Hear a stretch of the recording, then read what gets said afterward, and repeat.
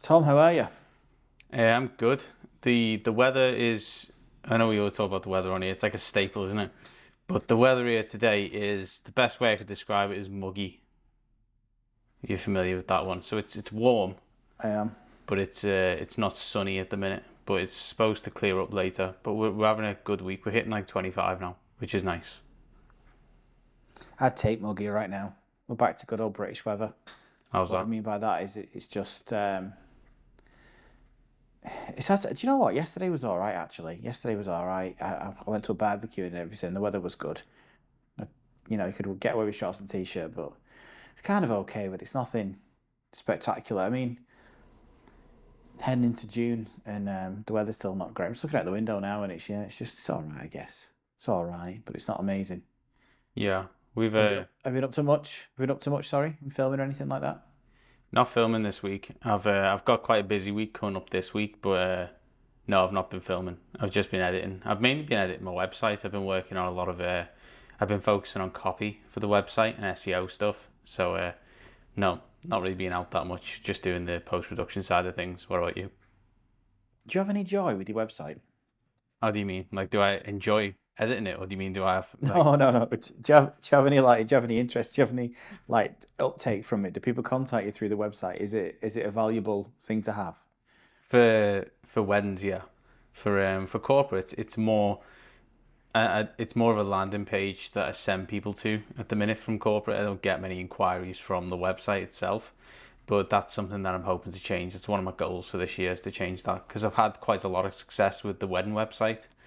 So it's just about implementing the strategies that I've got for the wedding website over to the corporate website, which isn't really like an easy thing to do because if you look at the way that clients interact with you on the corporate side of things compared to the wedding side of things, it's very different.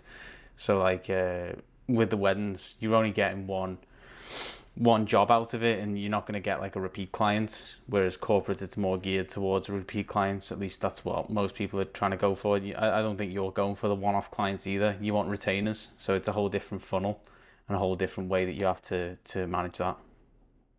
I think the best. This is just my opinion and what I've discovered. The best working pattern isn't a retainer, but it's repeat work. What I mean by that is they're not on a retainer with you. You have to honor X amount of hours for X amount of work per week or per month, whatever your retainer deal is. But they come back repeatedly. So what that does is it gives you the freedom, so you're not tied down to a retainer client, which is kind of like being their employee for part of the week or whatever. Um, is when they keep coming back to you over and over again. If you get it monthly or every 2 or 3 months, something like that, with different ones, that then still gives you that flexibility of being freelance and doing what you want to do, but having regular income because they keep coming back for more content. But it's not actually a retainer; they're just a return client. Does that make sense? So you'd be trying to price per job instead of pricing per hour for that.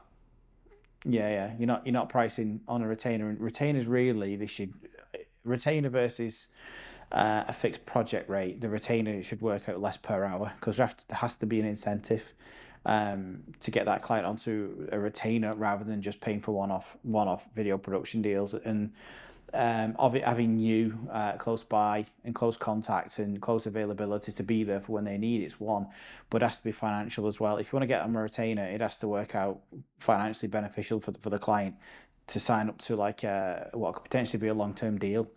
So, but also once you do agree that retainer deal, then you are liable to uphold that retainer as you should, which obviously is going to limit your flexibility. Like for example, if you do say now you do a 4 month retainer, that's going to take you through summer, isn't it?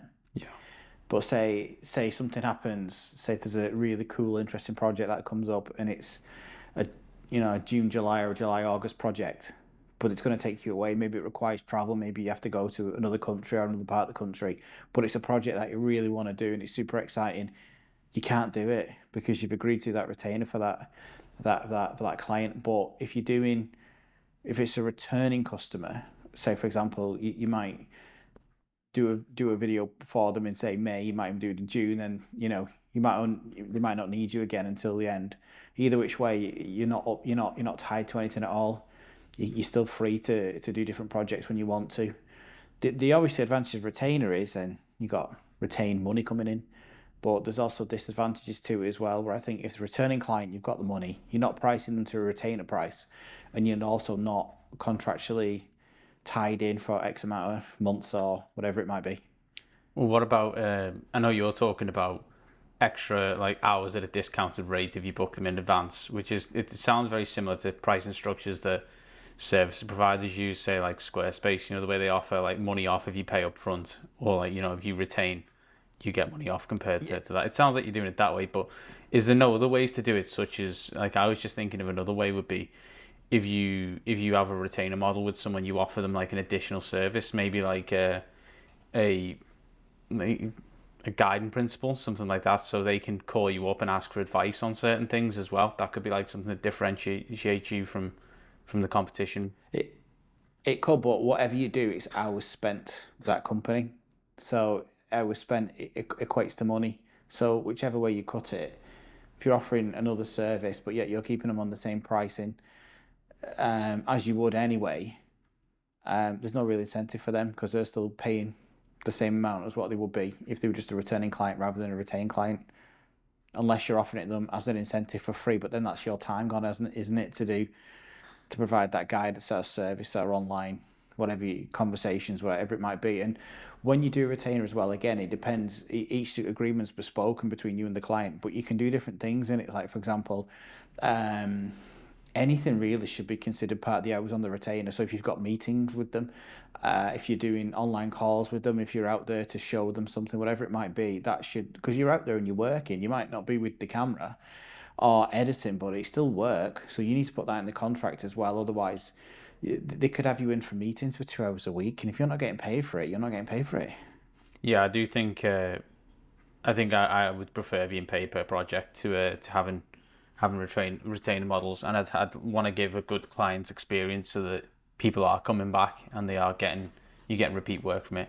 And I've had experience with this with the wedding industry, with like we were saying, if you do a really good job for a couple, then you'll get referred to their friends and family and other people that they know and stuff. So it's all about. I think a lot of people get trapped in buying gear and like having the best looking website, and they neglect one of the most important parts of the services industry, which is customer service as well, and making sure that your clients are well looked after, and they get a professional experience from you, and they know that you're the best person for their specific niche that they're working in. I think that's just as important as having all the gear. Yeah, absolutely. And people are busy. People don't have a lot of time on their hands to go out there and start searching for something that they're already happy with.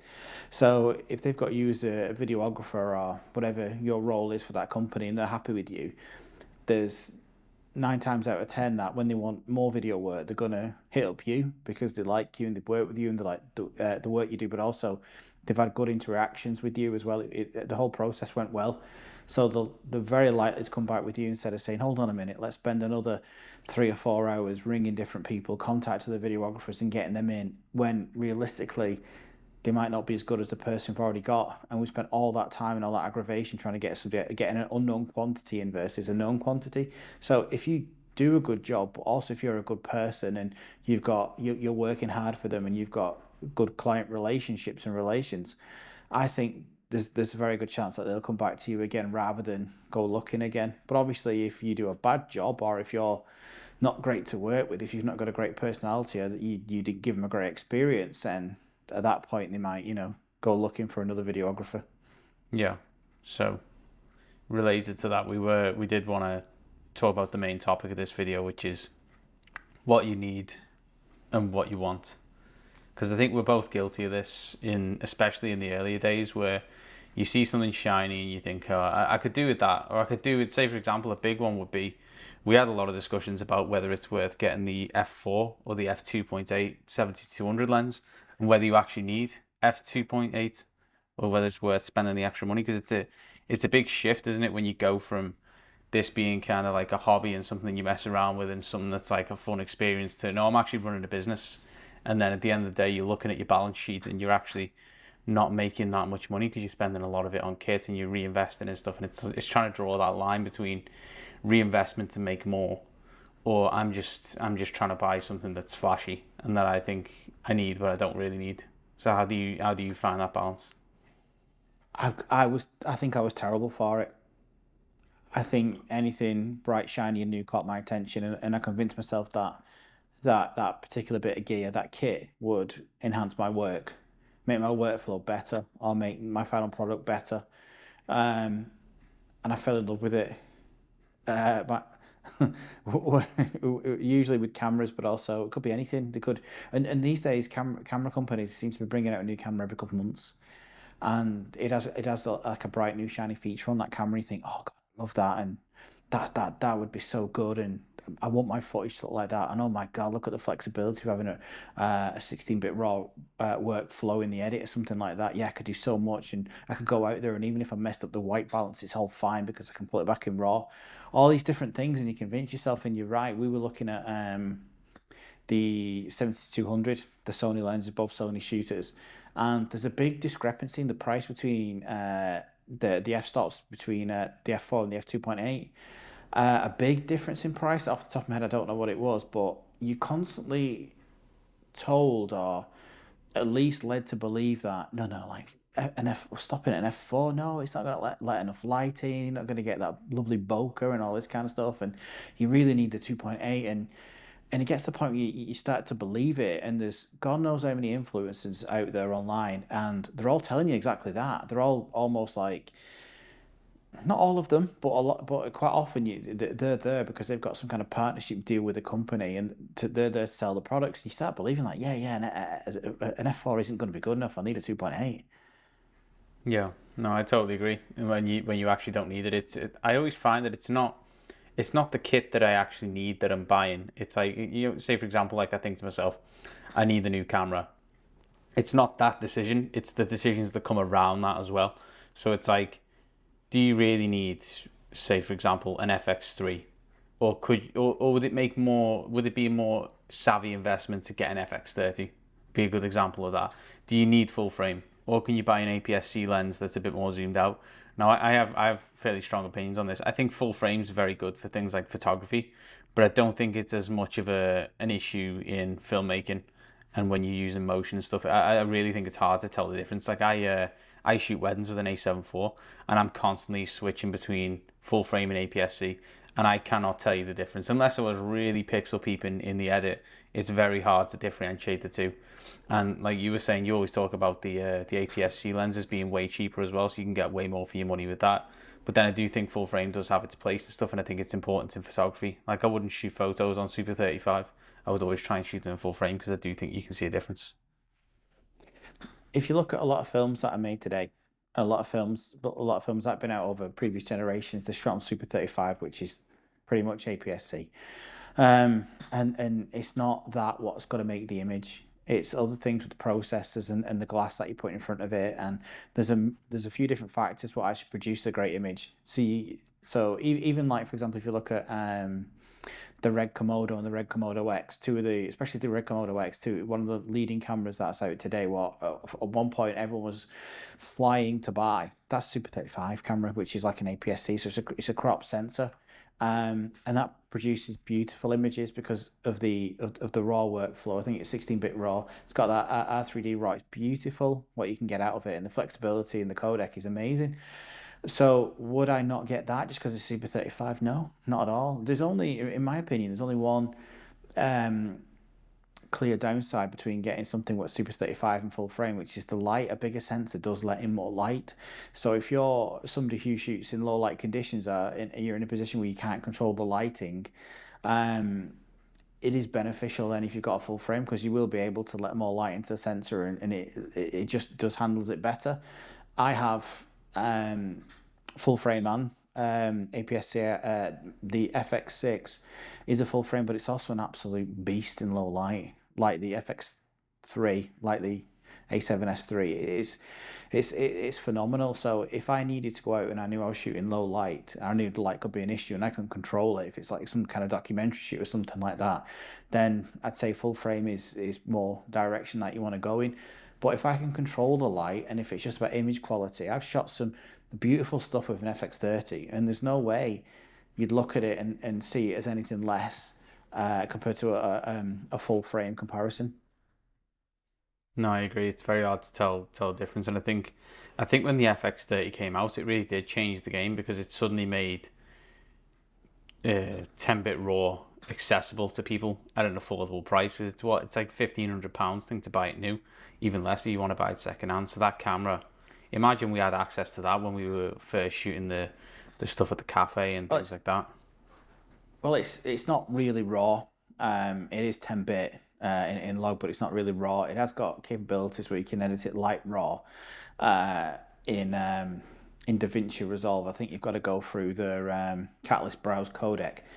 Sorry, go through Catalyst Browse to get it over, so it works like a raw workflow where you can key in the different white balance and ISO adjustments and things like that, but it isn't actually raw. But neither's the FX6 and the FX3 unless you're plugging in the Atmos anyway. You're not getting the raw workflow of it. And to be honest with you, genuinely, I don't think you need that for most data. I don't. If I'm shooting for corporate clients, if I'm shooting even a documentary or music videos, whatever it might, I don't need a raw workflow. Would it be nice? Yeah, but the cameras that have raw in, they've got other drawbacks. But my cameras don't have. That's why I'd always go with that. And like I've said in previous conversations that we've had, the S-Log3 S-Log3 Cine profile is excellent, and you can get some beautiful images out of that. And that is exactly what's in the FX30. So with the FX30, you have got 422 10-bit, and you've got exactly the same S-Log3.Cine as what you do in the more expensive cameras. So if you know what you're doing with that camera, you can capture images what are very, very, very similar to its FX3 and FX6 counterparts. Interesting. So what would you say is one area that filmmakers would neglect when they're buying kit? Well, that's interesting. Well, I guess it would depend on each one, but I think there's two things that are as yeah, maybe can be as important as the actual camera. One is lighting. It changes if you know to light the scene properly. If you've got, or if you know how to shoot even outdoors, if you know to position your subjects. If you're shooting documentary style and you don't have the opportunity, like I've been in that situation, where you don't have the opportunity to set up lights, but you know where to sit your subject with the lights coming through, and you know how to shoot shadow side. And you can put them in situations to get some really nice light. Your shots will look a million times better than if you're shooting square on with all the light behind you, where you're bleaching somebody out, or you're not going to get any kind of character in your shots. So if you can buy light, and if you're doing interviews and stuff and you know how to position them, get some nice Rembrandt light and get your key light, get a fill light, get a her light, get some practical lights in the shot as well, you can create something absolutely beautiful, and you can do that really, really easy with an FX30. The other thing as well that I think is super important, and previously, I suppose I've kind of felt, well, have I felt victim to, maybe not, is audio. It's not very forgiving when you get bad audio. Um, it sometimes, like if you're shooting something every now and then, it might drop out of focus. But if you've got another camera shot or something where you can cut to and cut back to it, you can pretty much save it. But if the audio what's running through the whole piece is bad, then it just doesn't look good. What would you say? I was about to say audio, but before we go on to that, have you seen the new Netflix documentary about TikTok and the dance Is it one? about two sisters? Yeah, the dance one. I started it. Yeah. Are you going to tell me you're in it? No, Tell me you're no, now part of that company. I'm not in it. But I was gonna say, when you were talking about lighting, have you seen the interview with like the parents and stuff, and the sister in that? That I think that's a really good example of really good lighting, and I think Netflix are masters at that with the way they light their scenes. But it looks that's what I was gonna say. You can really get some good compositions and things with lighting. It's about using. I don't even think lighting's too expensive to get some really good stuff as well. All you need is quite a powerful light that you can change the temperature on, and then a good diffuser, or even like using windows and stuff like you were talking about. Was it with Danny that you were filming with, where you just put him next to a window? You know what I mean? You can use what you have as well to get good lighting, but I think people just tend to throw up a camera, like a tripod somewhere, and then put someone against like a blank wall. But I think a lot of that stuff does matter. You need depth in your scene, and I think lighting's one of the easiest ways to get that. I think so. Yeah. The best kind of light for me is bigger and softer. Yeah. As interesting as that sounds. It is. The bigger your light source means you can get nice soft light on your subject. And then if you can control it, honestly, if you can control the temperature of the light, that's the benefit. But even if you can't, um, it might, a lot of cameras out there, the average cheaper alternative, but just shoot daylight. They're still good. They still can do, if you know where to position them and how to shape them. And then when you get the basics, if you know how to use 3 point lighting, you can start being creative and mess with it for different looks and different images. You can position it in different places around the subject if you want to create a different kind of look, a different kind of mood. And I'd suggest that be creative with your light these days. When I watch people on YouTube and stuff, it's all the same. It's talking about shooting shadow side for a reason, creating that Rembrandt triangle on your face from, filming from the shadow side, and then obviously you can have like a hair light to create like a nice glow almost over your subjects and stuff. And it does look nice, but it's kind of just like, well, everybody's footage is going to look good, but also it's going to look the same. Yeah. It's better when people are creative in the different things. And sometimes if you watch behind the scenes stuff on a lot of films or whatever it might be, it shows you how they're being creative. Like there's a film that was called Nope that was out a couple of years ago, and I watched like a behind the scenes on that. And they had this massive lantern that was above head, which is incredible size of it, just to give everybody this kind of eerie glow. And they were just experimenting different things with the light, and it just created some like really fascinating cinematography and great scenes. And I'd advise that, like, when you're filming, of set it up, and you know what works, just move it around a bit, and then you can use practical lights if they're in scene. Maybe it's a lamp or something like that. Um, you can use outdoor light as well, as long as you've got to bring into consideration that it's going to change and you're going to get cloud cover and it's going to go obviously from day to night. But like you said, there was one time, I had no time to shoot with a UFC fighter.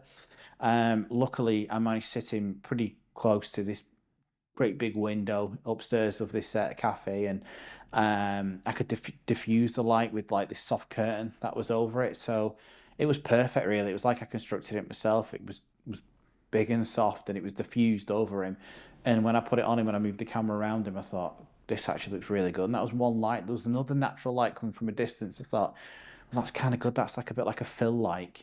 And then when I moved it around and caught the footage, even though I set it up in under about 5 to 7 minutes, everything was completely set up because he had no time and he was rushing. And when you watch the footage back, and I'll put it in one of the shots that we do, it does look like I took time to light it properly. I did get lucky, but I think there's a skill in how to construct light, but also how to work with what you've got. Yeah, because I do find in a lot of these situations that I'm in, especially at weddings, you are just like, you're walking into like the preps and you've got to quickly come up with something. Like you got to do stuff like detail shots and stuff. You need to find somewhere that looks good as well. You're not going to be given much if you're in like just like a hotel and stuff. It can be very difficult because these rooms can be quite cramped, and you've just got to construct a scene within 5 minutes where the rings look great, and then where you got to put the bride so that she looks great and stuff. So I think wedding filmmaking for me has been very beneficial in terms of how to construct scenes on the fly and stuff, because you turn up at locations you've never been there before, and suddenly you've got to like make this couple look amazing on the day, and you've got to quickly go around and scout and find somewhere to go. And I think that's a lot of what our type of filmmaking is. It's a lot of reacting to things and stuff and being able to quickly do some lighting setups like I imagine you would have had with Wonderland as well, especially in a different country, a whole new environment. Yeah, and most of the shoot was outdoors because the competition took place outdoors over summer. So obviously it's going to be hotter, which means that the sun's going to be overhead. So it's how do you position people and where do you get them, where you get the nice backdrops in, but at the same time it's a really nice balanced shot, and you're just going from location to location around the area where it's being shot, trying to capture some really nice footage and some really nice places to interview these people to offer differentiation in your shot, but at the same time make sure technically that you're not overexposing anything, and it's really well balanced and you've got something interesting to look at. Yeah, weddings is a great example of it because it's you can't construct the scene. You've not got time to say, right, everyone, we'll just stop it right there. We're going to bring in multiple different lights because I want it lit differently than what it looks like now. And sometimes if you're at a wedding, especially if you're at the reception, there could be some horrible like kind of yellow lighting going on. The lighting can change from room to room, so it's going to change the color temperature and the white balance of everything, and adapting to things and how you can operate successfully on the fly, I think is a very underrated skill in filmmaking. One of the most difficult segments of the wedding is the ceremony as well, because a lot of ceremonies that I've shot are very different. Say, like a Jewish wedding is very different to a Hindu wedding or a Sikh wedding or a traditional Christian wedding. They're all very different, and a lot of them come with different challenges. Especially with say with like a Jewish wedding, a lot of the families will come and stand right up where they're getting married, and you can quite often be shoulder to shoulder with family members trying to like fight your way in to get the shots and stuff. So there's a lot of That's difficult, awkward. there's so many difficult situations and stuff where, say for example, you think, oh, I'll be okay. I'll throw a 70-200 on, I'll sit at the back and I'll snipe. Whereas that's just not going to work for some stuff like that. And I remember the first time that happened to me at a Jewish wedding. I didn't expect that to happen. And a lot of the family members got up and just stood in front of my shot. And you can't exactly go and stand there and say, move, get out of the way. You've got to adapt to it. So I had to just quickly swap out the lens. Luckily, I had another shot from a different angle, and I had to quickly just muscle my way in and get the shot and stuff. Because like these couples, they're not gonna take excuses. You can't just sit on your hands and stuff and say, oh well, that's me done. They're paying a certain premium, so they want to get the proper coverage of the event, and it turned out okay. So it's about building that experience, isn't it, and knowing what to do in those situations where things can quickly take a turn. Like I imagine another one you might have to deal with as well is you're outside shooting in the next minute, especially in England, the heavens open and all of a sudden you're doused with rain and stuff, and it's how do you deal with that and how do you somehow salvage this shoot? I'll run off. I'll run indoors. Don't shoot in the rain. I just say we'll start again when the rain stops.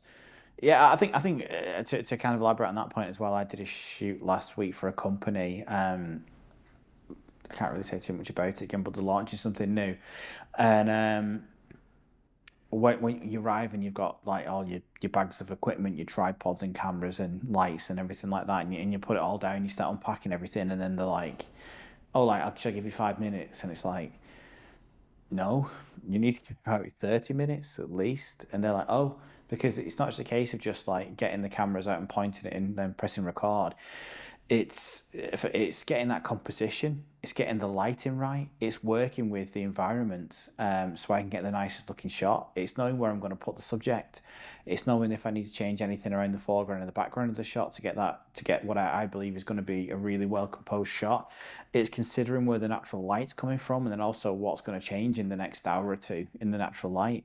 There's a whole range of different things that I need to think about when I'm setting up the shot. And after I do that, I like to get the subject in the interview chair as well for two reasons. One, so I can frame them correctly and I can do a little sound test, audio test for them, but at the same time, so they can get comfortable being sat there in front of the camera. And quite often, I'll have just very trivial conversations about them when they're sat in place, just getting used to talking to me with the camera around them, and that can take. It's not asking too much to give somebody 30 minutes, 45 minutes to get that composition right, because at the end of the day, when they get the footage back, when you've done it, they want it to look as good as it possibly could. They want it to look Netflix good. They want to make sure everything's taken care of, and without taking that time, to plan and prepare and set everything up properly, it's not going to look right, or it's not going to look as good as what it could. Yeah, exactly. I find that with a lot of corporate clients that I've worked with, they always envision the shoot taking a lot short, like being way shorter than what it actually ends up being, because they're obviously they're not the experts. They just think they walk in and start speaking, and for them that is the experience. But for us, we obviously know it's a lot more of setup and trial and error and getting it right and stuff, and trying to like make sure that all the lines are delivered correctly and stuff, because it's very hard to fix all that stuff once you're in the edit. You can't just keep cutting away to things all the time. Sometimes you do need to nail it all in one go. And I think it's about communication before you go out there. Like I've had it a couple of times where I've been going to do a shoot and I know it's going to take 4 hours and they're like, we'll get it done in half an hour. And you just like, that's very wishful thinking and stuff. And you want to like make sure that, well, what I always try and say is that like when people hire me, a lot of the time they're trying to like squeeze that time down because they're trying to save on budget and stuff. And they say, oh, you only be out for an hour. You know what I mean? But you've got to have what I call like a core service offering, where if you, yeah, more to do with weddings, but if you come out and say like, yeah, we only need an hour's coverage and stuff, I have to say to you, well, for me to deliver a product that's of a high enough standard for what I would like to deliver to my clients, you're gonna have 4 hours because we need that 4 hours. So I think it is more like framing it as in like you're like McDonald's. You can't come in and say, I'll just have the bread. You know what I mean? You get the whole burger, you don't get the burger. That makes sense. For me, it's very much like if somebody came around wallpaper the walls in a house. I'm not gonna say to the person who's gonna be the decorator, say, oh yeah, mate, it's gonna take you about an hour to do the whole kitchen or whatever. It's gonna take about an hour. So because it's quite clear that I'm looking at it and keeping the cost as low as I can. Think I'll just pay this guy for an hour and we'll get it all done. It's not up to me to say how long it's going to take because I'm not the professional. I'm not somebody who does this day in day out and knows exactly how long things take. It's a bit insulting, really. And for some reason, in the video world, it seems more common for them to tell the videographer how long it's going to take. Yeah. And it's just trying to, in my opinion, it's for one thing and one thing only. They're trying to minimize hours versus to keep the cost down. They're not even thinking about, unless they think that videographers just take advantage of people and just say, yeah, it's a 4 hour shoot where realistically they can get it done in an hour. But that's not the case. People take pride in their own product and what they do, and they know it takes X amount of time to do it, and no one's trying to rip anybody off. And I think that a lot of clients dictating how long things are going to be to the videographer, it's just a bit insulting, really. I think there's a different way that they could talk about that. Maybe if they said, if I think it's a different conversation if someone says to me, look, we've got 2 hours that we can spend on this, we don't have time, then I would probably come back to them and say, well, look, this is what's possible within those 2 hours. It's not a case of like they'd say to me, we're gonna have cars, we're gonna have elephants, and they're gonna be walking around, all this crazy stuff's gonna go on, and we want to do it in an hour. I would say that's just not feasible. And I say, but what is feasible is X, Y, and Z. That makes sense. Is reframing it and resetting the expectations, because you don't want to walk into a job like that and say, yeah, I can do it, and then when it all falls apart, you've made a worse situation than when you started because the expectations haven't been met. Yeah, absolutely. And I think a lot of people, if they're early in the career starting out, they might, just to get the work, say, yeah, you're right, yeah, it's only going to take me 2 hours to do the shoot. And they're like, well, other people have come back and they've said it's a 4 to 6 hour job, really. It's, whatever it might be. And you think you can do it in 2? Yeah, I can do it in 2. Okay, you can get the job done if you can do it in 2. When they get there, they're putting themselves into a ditch. They're putting themselves into a hole because they can't do it in that. So they're running around like a madman. They're rushing. The end product's not going to be the same. It's going to affect them in the long run because they've not delivered to the expectation of the client. And again, I think we spoke about it before about managing clients' expectations as well. But unless people are honest up front and say, no, this is, if you can only afford an hour's worth, and you've just elaborated on, you've got to, that's it. This is what you can get for an hour, for 2 hours, if it's what you can afford. And on top of all that, it comes down to the videography. If you believe it's worth your time to go all this way to do an hour or 2 hours shoot and only get paid for them 2 hours. Yeah, exactly. Because you're still going to lose like half a day at least. Because it's one of those. You got to set up all your kit, then you got to come back. You got to back up all the footage, take it all off, charge all the kit again, go back out again. So for me, it's way more worth it to go and do an 8 hour shoot compared to an hour shoot. I wouldn't take an hour shoot just because it's not worth my time, because I'd still lose that half of the day.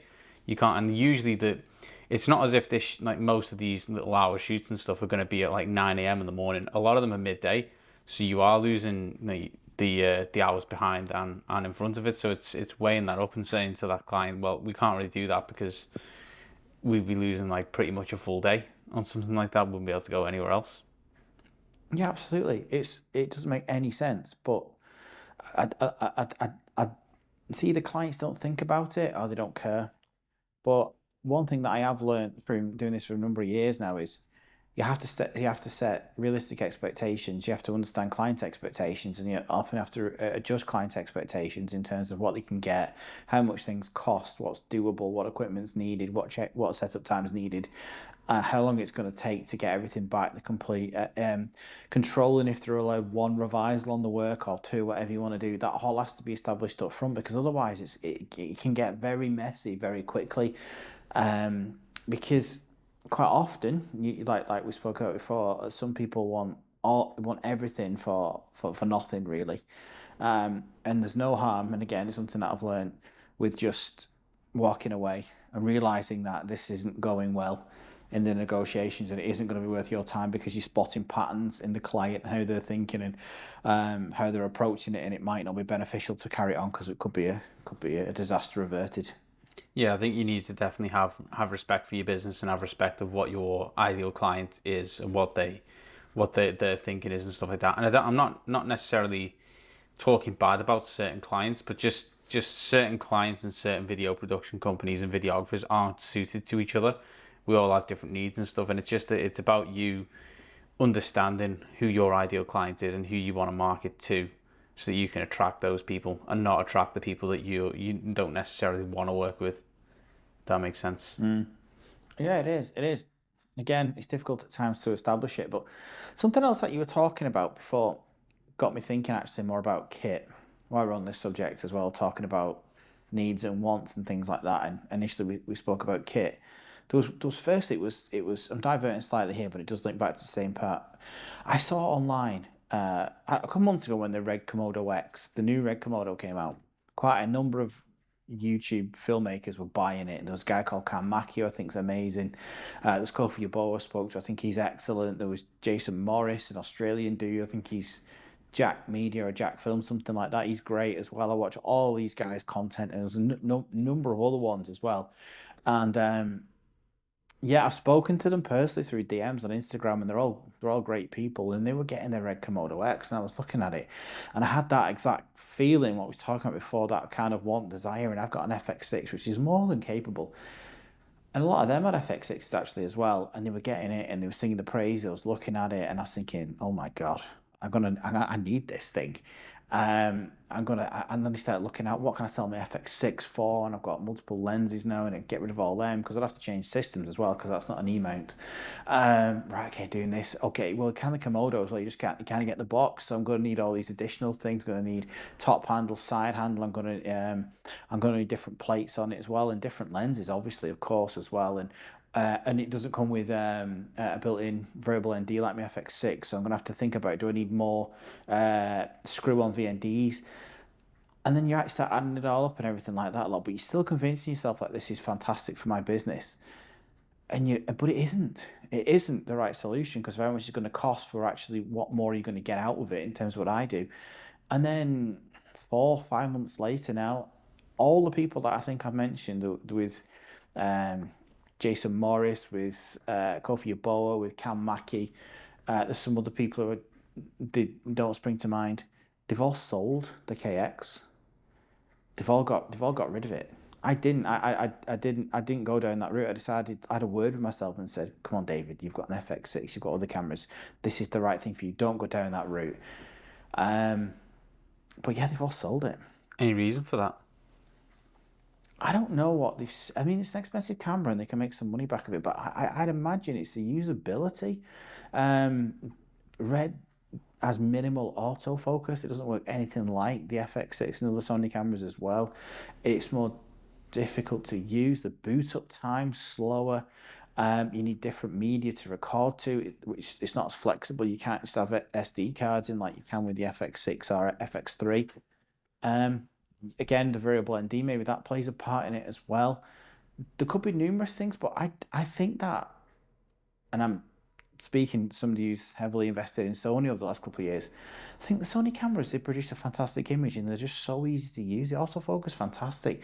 They've got the XLRs on them now. They've got beautiful imagery. A lot of them are really small and compact, and when you take them onto a shoot, you can get, they're really easy to use. They're really intuitive. Some people do complain about the Sony menus, and I get that, but to actually use the camera, they're just brilliant to use. And I imagine that a lot of these guys that had the Komodo X, if they were doing more run and gun stuff, they'd probably sit there with the cameras in front of them, and they started gravitating more towards the FX3 or the FX6, and it got to the point where it kind of like, unless you're in this controlled environment like we spoke about before, so it all links around with the lighting and everything like that, I think arguably the FX6 and FX3 are just better equipped for more run and gun kind of video making. So you're saying the Komodo is only good for if you're in a studio, you can control your light, and then you have someone who can do the focusing for you? Not necessarily, because you can use it certainly for run and gun. Again, there's all these different things where it wouldn't be as good as the FX3 and especially the FX6 because the autofocus not as good. See, it's not got the variable ND, so you can't dial in your ND, especially the auto version, the auto element where it can adjust for you as well. It's got XLRs on the top handle and things like that. And you'll need an additional adapter to get that onto the Komodo X. So why I do believe the Komodo X can be a great run and gun camera, I just don't believe it is as intuitive and good to use as the Sony ones. And the Sony ones are cheaper than the Komodo, and that got me thinking. It got me thinking about to an even greater extent where, because I have an FX6, but I also have an FX30 as well. How much do I need an FX6? Like, could I get by? Say if I instead of an FX6 or an FX3, could I get by with two FX30s? Like, could I really bring down my kit and produce some amazing stuff just by using the cheapest camera in the Sony cinema line, which is the FX30? Could I get by with that? So you have an FX30 right now. Yeah. So even if you sold the FX6, you could probably buy an FX30 new and something else if you wanted as well. Yeah, I could easily. Yeah, easily. I could sell the FX6 and pick up an FX3 and still have money left over, and it's practically the same sensor, the FX6 and the FX3.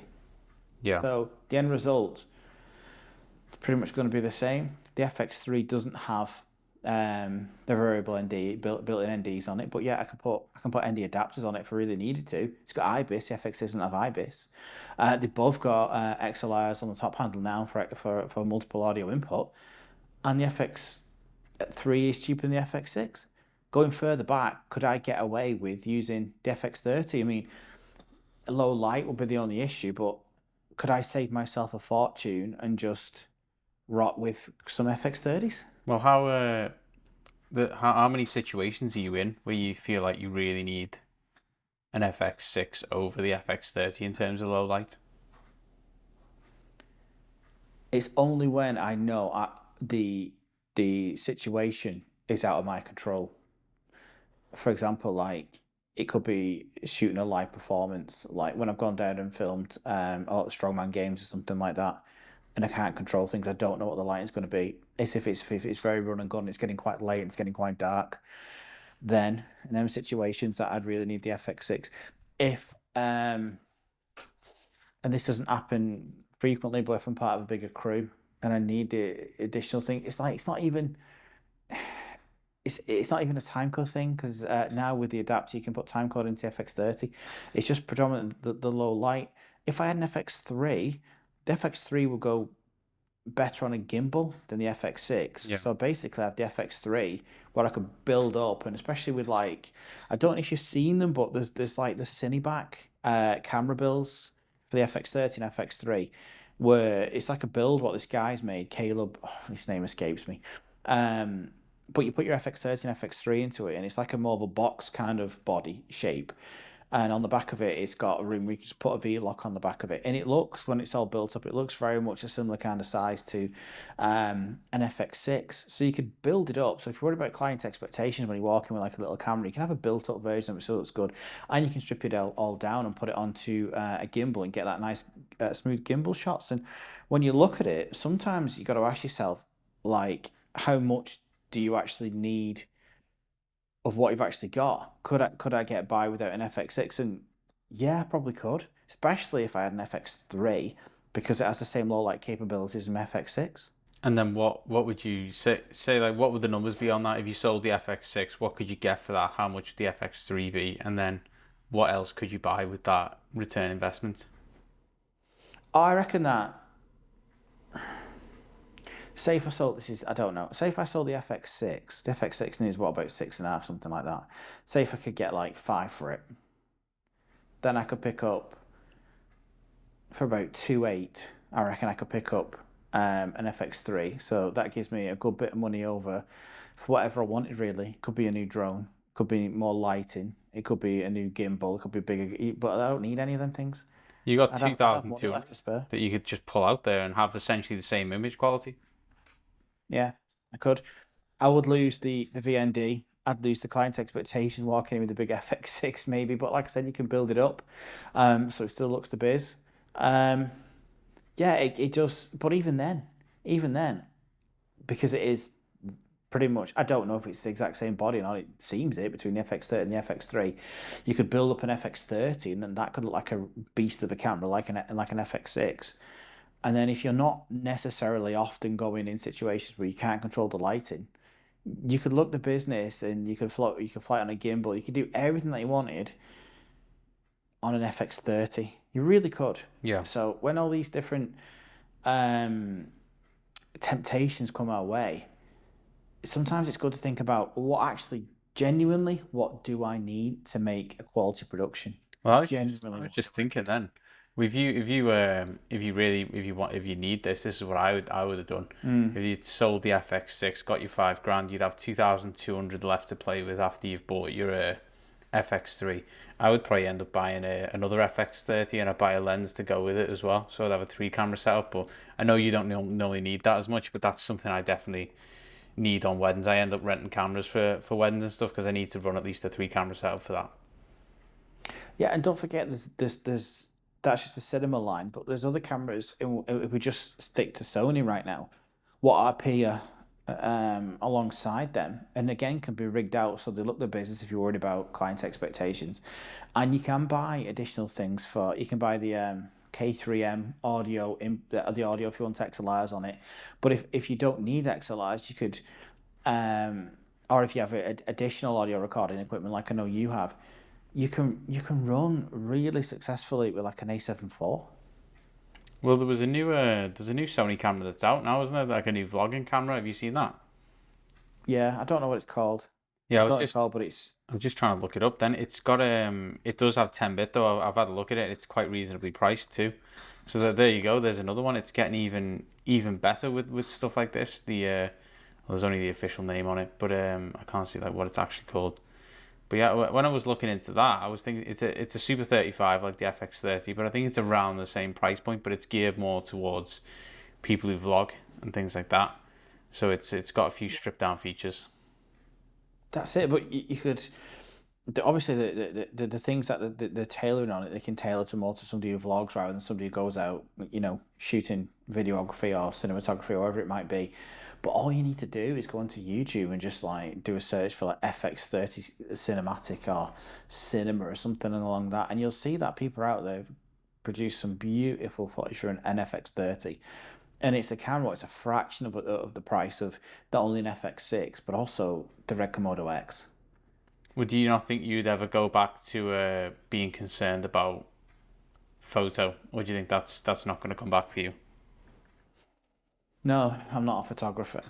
I think there's a difference between being a photographer as well and a videographer, and some people can do it. I know you do it both, but I don't consider myself. I've never focused on developing, and I don't practice or work on my photography. It's not something that I can take a picture because obviously I understand the camera, but no, it's not something that I specialize in, or I don't go down that route. Look, if it's taking a thumbnail for something, then I'll do it, but I'm not. I will never advertise myself and push myself as a professional photographer because I'm really not.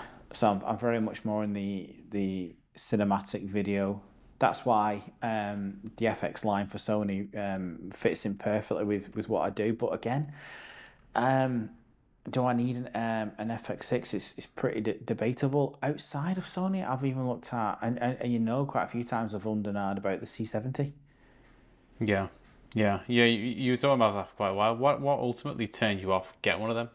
Oh, by the way, just before we move on to that, I did look up the camera. It's called the Sony ZV-E1, and it has a 12 megapixel sensor. It's a full frame sensor as well. It shoots 120 FPS in 4K, and it's a 10-bit camera, and it's currently for sale at £1,458. Is that pounds? Is that UK? Pounds, UK, or that is in USD. It's 1,859. Right. Okay. So that's affordable, especially when you're talking about the cameras and looking at that camera. That very well could be the same sensor what's in the A7S III and the FX3. That's what I mean. That's essentially an FX30, but it's full frame. So like we've been talking about the FX30 this whole time, talking about full frame. If you did want full frame, which I don't think is completely necessary, but if you can get it for the same price and you can crop in and stuff, well, it's only a bonus, isn't it? So and that's for a really affordable price. That camera, I bet the only caveat to it compared to like the FX30 and stuff, I bet it doesn't have the cinema features. Yeah, I'd imagine so. But then how? Because this is coming from two different perspectives now. How necessary do you think those cinema features are? Because I'm someone who doesn't have those, and you're someone who does. I could get away without them.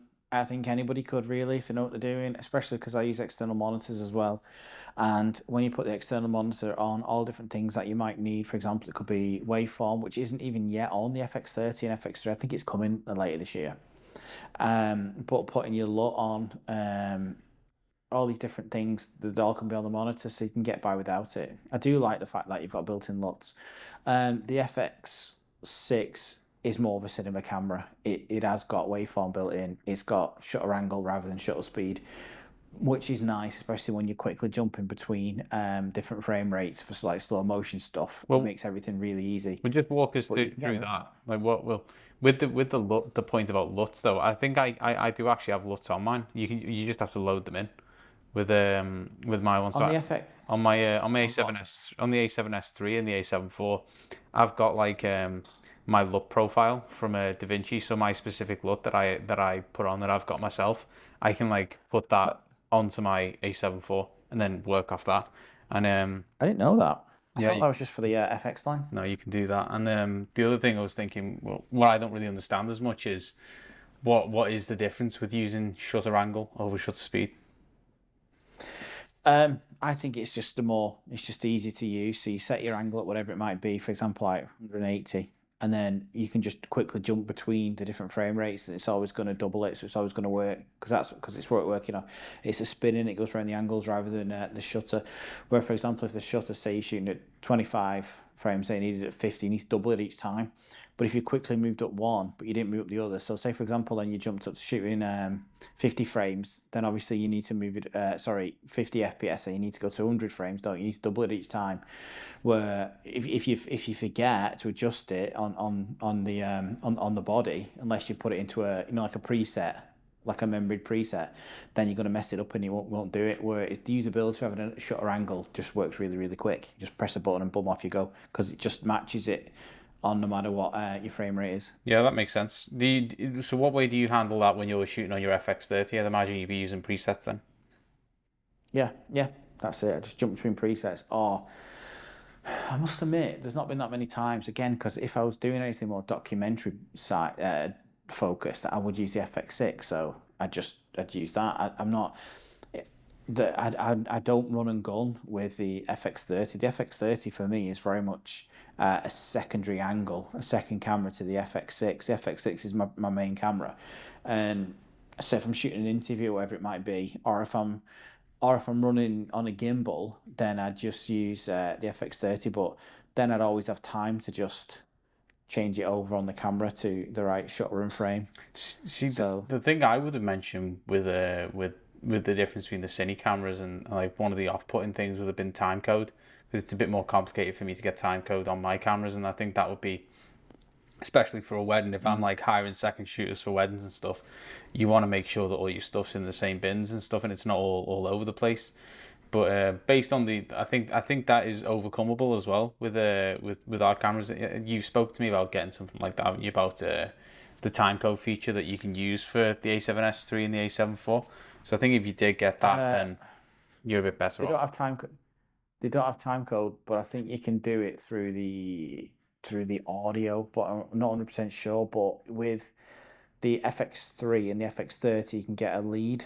I know Deity do the other ones, what plug into the multi-use port, and that plugs then into it, so you can have time code into it. So, but I think you can do it through the audio input, but I'm not 100% sure how you do it. Even better on the FX6, it's got a built-in timecode port where you button, plug it directly into. You've Yeah. got that, so you're not plugging it through anything else, because it is. Whilst with an FX6, it's very much the same sensor and processor as what the FX3 is and the A7S3. It's all the additional cinematic cinema features that come with the camera and the additional ports and all different things. What do set it aside and make it a lot easier to use, especially when you're in that kind of run and gun environment. But like I said before, it's like if push come to shove and I had to get rid of it for whatever reason, could I get by with the FX30? I think the answer is yeah, I probably could. Well, that's the question, isn't it? It's. Do you think it's worth the extra? What would the difference in price be? Say like, £4,000. is it worth $4,000 to you? That's the question. I think some people it would be. No. No, I bought it now. So I've got it. So to sell it, obviously I'll lose money on that, and I've got it. So I wouldn't see the point in selling it. But yeah, I don't. Yeah, if I went back in time and looked at it, maybe maybe I don't for how I know I work and what majority of my work is. Do I actually believe that it's necessary to have an FX6? No. No, realistically, I probably would get an FX3 and an FX30 and save myself some money that way. To answer your question previously, why didn't I get the C70? I was already in the Sony ecosystem, and all my lenses are E-mount lenses because I work with Sony cameras. So it would, again, I'd lose money. I'd Yeah. lose money because I'd be going over and buying RF. An RF glass is expensive, or I'd have to get EF, which is now an older mount, what Canon do, and get an adapter. It just didn't seem. It looks like a great camera, and I have used it once, twice. Not on any shoots, just literally when I've been into the camera shots and they've let me use it and things like that. And I really like the flexibility and a lot of the images that can come out of the C70. But I just lose too much money swapping systems. Yeah, it'd be rough on your workflow as well. You'd have to learn a whole new system, and you'd have to like start again from the Kodak. I would want to be, if I bought that, I'd want to have a clear schedule for like at least a week where I can mess around and really push the camera, because you don't want to be taking that to a wedding or on set, and then suddenly you get back and it's you know what I mean. It's easy enough watching all these Gerald Undone videos and seeing the technicalities of using a Kodak, but I feel like you really need to mess with it yourself and understand how it works for you and your editing process and stuff and your workflow, which has actually brought me on to what I think we should talk about next week, which we haven't spoke about yet, which is post-production workflows, and about specifically me and you both made the jump from Premiere to DaVinci. Maybe talk about why we did that, our process, and how long it took to really learn how to use DaVinci compared to Premiere. Yeah, absolutely. I don't know what it is about Resolve, but it's exactly the same codec, but I seem to be able to just get more from it. Yeah. I find I was having a lot of issues with Premiere with with bugs and the program just shutting down and stuff. And it's we'll go into this next week, but it doesn't utilize. I don't know the ins and outs of it, but I watched a couple of videos on it. It doesn't utilize the processing power and the GPU of the Mac as well as DaVinci, or was it that it's very GPU heavy and it doesn't use CPU too much? It was something like that. There's two like pillars of what the computer uses, CPU and GPU, and DaVinci is more balanced, whereas Premiere is very GPU heavy. So it doesn't use the full processing power of the computer. That's the gist of it. To me, it almost there's other things as well. Like I know like Premiere. Again, we'll speak it in depth next week. Premiere's, I know it's part of the Adobe package, so you can use other things quite nicely with it. But your audio, and it's really, really good in DaVinci Resolve, and then Fusion, which is all your special effects, and your edit, and then your color, which is a separate tab. It's all just click of a button. It's all there, yeah. There's no going to After Effects and then going to Fusion and then going back into podcast. You know what I mean? There's no like, and I find with Premiere as well, it's very much like you have to export the project to a certain codec and then reintegrate it with After Effects and stuff, and you're exporting and there's files everywhere. Whereas DaVinci, it is all just in that one space. But that's a bit of a preview on our thoughts for next week. But so what have you got coming up this week? Oh, I've got to finish up. I've got a colour grade that I need to finish up for an independent film. That's been going on quite a while now. I need to finish that up. I need to do that. I'm also working with the Pound World's Strongest Woman, Rhea Lovelace. I've got to meet with her. We're going to start doing a documentary there as well. And I've got other bits. I've got to edit the promotional video what I filmed last week. So that'll keep me going for the majority of the week. And I've got 1 or 2 meetings as well to be done. So it's One thing that I was going to say, which is a little bit different, obviously, but it's all part of the life of working in video production, is I mentioned it to you privately the other night that yeah, currently with, and I think it probably happens to all of us at some point. I am feeling a little bit burnt out. I am feeling I'm a bit on the hamster wheel, just running around and round and round, and it's just the speaking to clients, trying to get new work in, trying to get it over the line, wondering what's going on, dealing with different people. Um, when you have a normal 9 to 5 job or you have a salary based job, all you need to worry about is being good at that job. We have to worry about getting the work consistently, trying to get return work, trying to client meetings, sort things out, get things confirmed, get deposits paid, get everything done before we even start the job. And it's literally never ending. It's just never ending. There's no security with it, and that's something. Because one thing, again, we'll talk about post production next week, but further down the line, I really want to talk about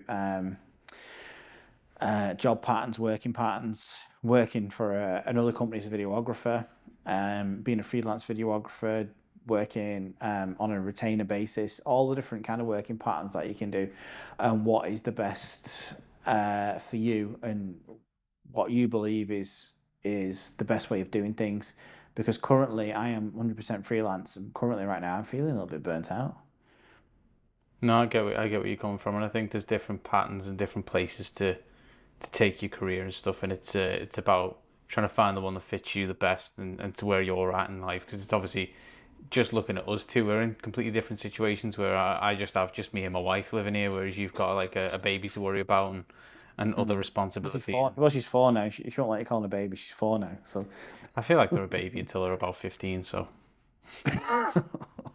yeah, maybe I won't tell her that though. But yeah, it is. It's just that kind of where you feel that I think there's a lack of rest. There's a lack of ability to be able to switch off because there's always something going on 24/7. And I think, I don't know if it'd be interesting, if anybody's watching any other videographers out there as well, I'd be interested how they feel, because I think before I get into bed, I want to get into bed a lot. It hits me then about all different things that I've got to do. And if there's any demons about, could be financial or workflow or anything like that, that's when they'll raise the head. Oh yeah, definitely. Like it's hard to switch off, because when Emily comes in from work and we're sitting on the sofa over there and we're just watching TV or something like that, she's just engrossed in whatever we're watching. I'm sat there and I'm looking at gear. I'm sat there looking at my website, or I'm looking at social media. I could be doing this, I could be doing that. It's never like, you're never really switching off. You're always on. You've got stuff to do. But going back to what we talked about before, this week I've got a fairly busy week. I've got, from Tuesday onwards, I've got two weddings, and I've got 4 days of shooting for these 2 weddings, so it's going to be quite hectic. They're both Indian weddings, so they're going to be quite full on, and then I'll be in post-production for those next week, because what we do for Indian weddings is a lot of the time you'll do a next day edit, which is you get in and start editing and stuff, and then you deliver it to them the next day, which is a service that they pay for a lot of the time. So God, that's difficult. It looks really cool though. It's hard because you got to get in from work and you got to start editing straight away. But the next day, when they have the next event, what they'll do is they'll put it on a projector in at the wedding, and you can see everyone's faces when they're watching it, and they're all like, and you're just sat there thinking like, look at all these extra bookings that are gonna come in. You know what I mean? So it is worth doing. So that's what I've got this week. Yeah, no, it's good. It's good that you're doing things like that, and you can do things, because yeah, if they're happy with it, like you said, there's every chance that they're going to come back. How can people see one of your wedding videos? Are you okay to link it to this episode so they can click at the bottom so they can see it themselves? Yes, if you just go, are you allowed to do that? Yeah, we can just go. If we go to the description, we'll put our websites down there, so you can just click on them there, and then you can see the ones that they're all there. I think it'd be good for context, because no doubt a lot of people out there, they will actually know what an Indian wedding is, and to actually see how you've shot and everything, I think it'd be really interesting as well. Yeah, so they'll be on the websites. So you click that link, even if you're watching this in 2 years, hopefully it'll be updated then to whatever I'm doing now. We'll be just displaying films that are shot 2 years ago on there. So yeah, it'll all be down there in the description. But yeah, it's been a nice chat, David, and yeah, always. Let's see each other next week when we talk about the horrors of Premiere. Get the thumbs up. Horrors of well, yeah, we'll see. But don't forget, they are bringing. Well, actually, I won't say anything about it. But something's happening with Premiere. We'll save it. Might change your opinion of that. Yeah, we'll save it. Right. Catch you next week, Tom. See you next week, David.